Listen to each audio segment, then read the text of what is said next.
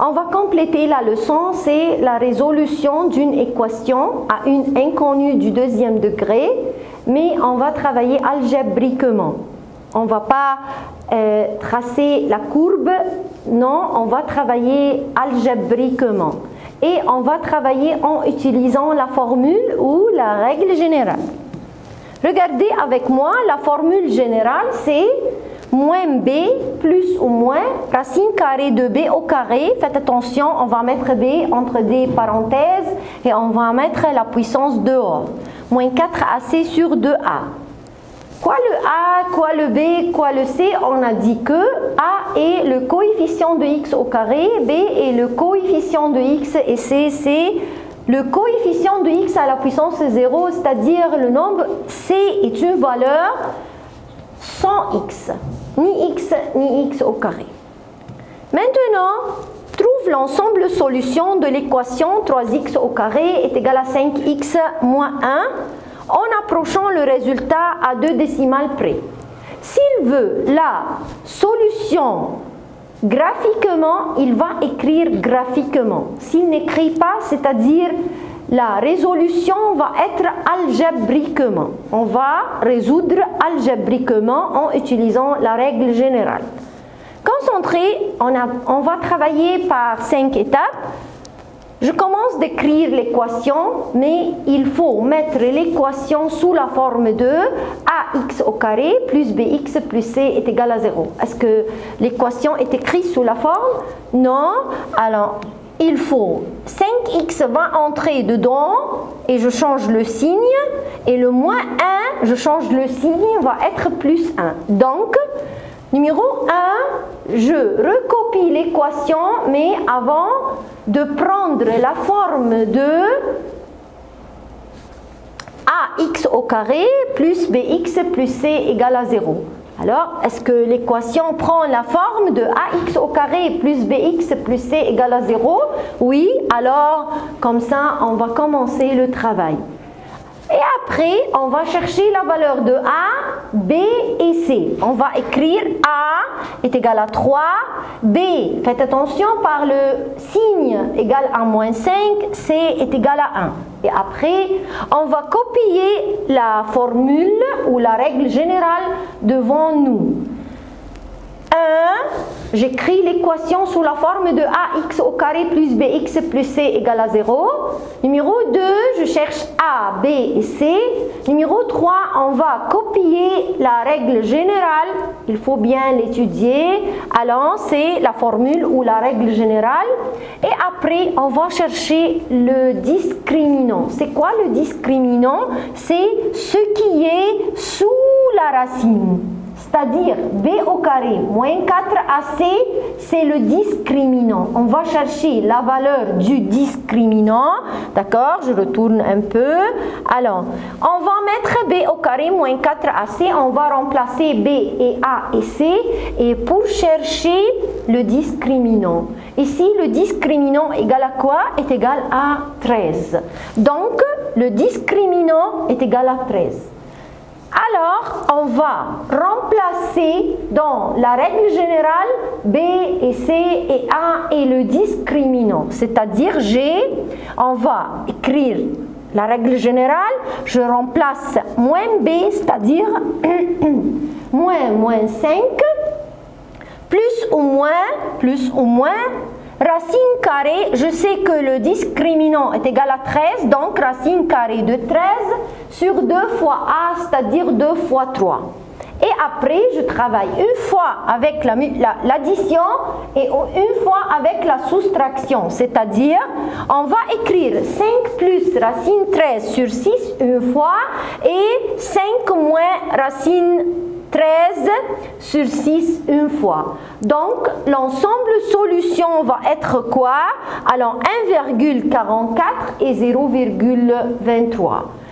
Je vais mettre, il écrit que on va chercher l'ensemble solution à 2 décimales près, c'est-à-dire on va prendre seulement 2 chiffres après la virgule et j'utilise les règles de l'approximation. Faites attention.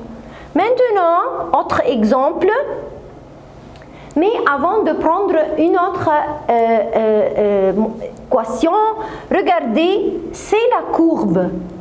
Est-ce qu'il a demandé de tracer la courbe? Non, je trace la courbe pour vous voir comment je peux chercher l'ensemble solution. La courbe coupe l'axe des abscisses aux 2 points.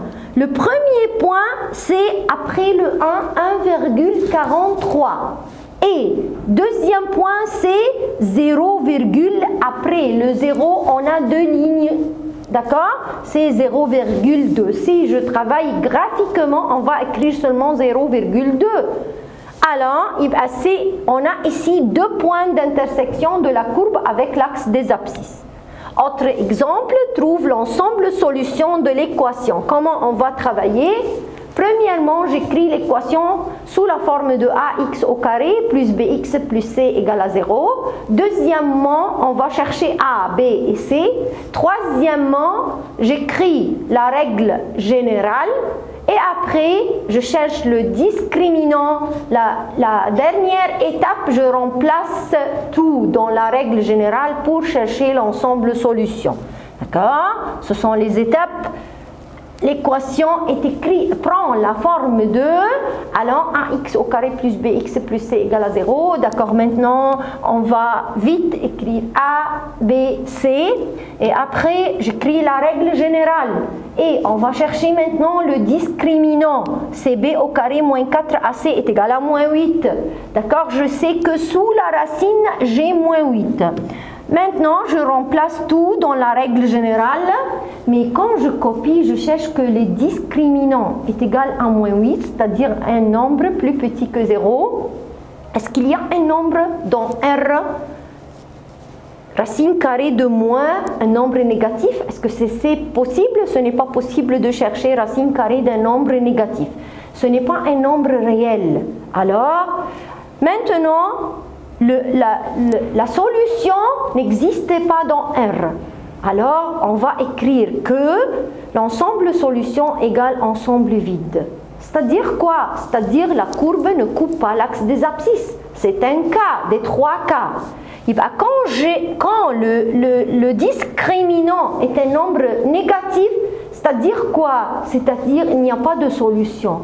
C'est-à-dire que la courbe ne coupe pas l'axe des abscisses. C'est-à-dire que l'ensemble solution va être quoi? Va être ensemble vide.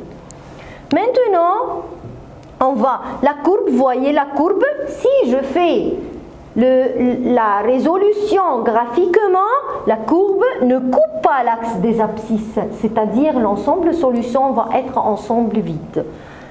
Maintenant, autre exemple.